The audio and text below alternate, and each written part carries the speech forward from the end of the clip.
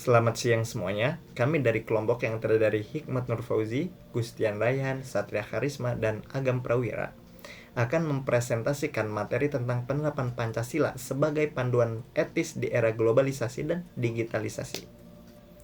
Era globalisasi dan digitalisasi membawa tantangan besar bagi Indonesia, terutama dalam mempertahankan nilai-nilai etika dan moral bangsa di tengah derasnya budaya asing dan kapitalisme global.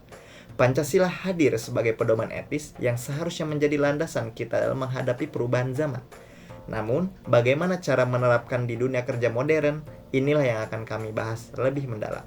Untuk Saudara Satria Karisma, dipersilahkan. Dalam era globalisasi, perubahan teknologi membawa dampak besar pada manajemen sumber daya manusia. Perusahaan seringkali fokus pada efisiensi dan produktivitas, sehingga nilai-nilai moral seperti keadilan sosial dan integritas cenderung terabaikan. Selain itu, kapitalisme global menciptakan dominasi pasar sehingga prinsip keadilan sosial yang terkandung dalam Pancasila sulit diterapkan. Generasi muda juga cenderung hanya menghafal Pancasila tanpa memahami secara mendalam apa itu Pancasila, sehingga nilai-nilai luhur bangsa semakin terkikis. Di era digital, pengelolaan data karyawan menjadi tantangan baru. Privasi sering dilanggar karena perusahaan lebih mengutamakan pengumpulan data untuk keuntungan bisnis. Terima kasih kepada Saudara Satria Karisma yang telah memaparkan bagian dari latar belakang. Selanjutnya akan dibahas oleh Saudara Agam Prawira.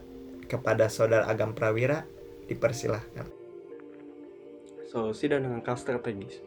Untuk menjawab tantangan ini, kami merumuskan beberapa langkah strategis berdasarkan penelitian. Yang pertama, revitalisasi pendidikan Pancasila. Pendidikan harus menjadi sarana utama untuk menanamkan nilai-nilai Pancasila. Metode pengajaran juga perlu dibuat lebih menarik dan relevan bagi generasi muda. Kedua, promosi nasionalisme. Kita perlu memperkuat cinta terhadap budaya lokal dengan mempromosikan produk dan kekayaan Indonesia agar tidak tergilas oleh budaya asing. Dan yang ketiga, regulasi yang adil dan berbasis Pancasila. Regulasi perlindungan data karyawan harus diselaraskan dengan sila kedua dan sila kelima di Pancasila, yaitu kemanusiaan yang adil dan beradab, serta keadilan sosial bagi seluruh rakyat Indonesia.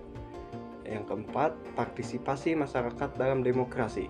Masyarakat perlu didorong untuk lebih aktif dalam berproses pengambilan keputusan politik dan sosial dengan menjunjung nilai keadilan sosial.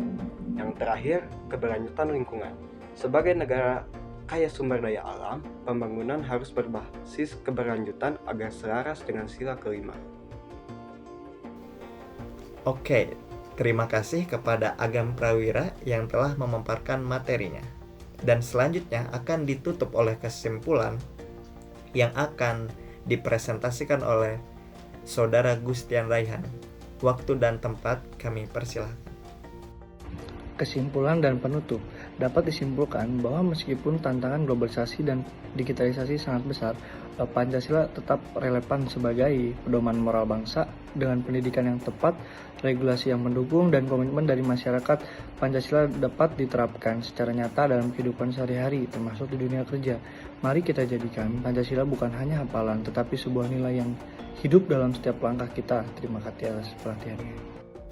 Oke, terima kasih kepada Saudara Gustian Raihan yang telah memaparkan presentasinya. Dan itulah pemaparan materi dari kelompok kami.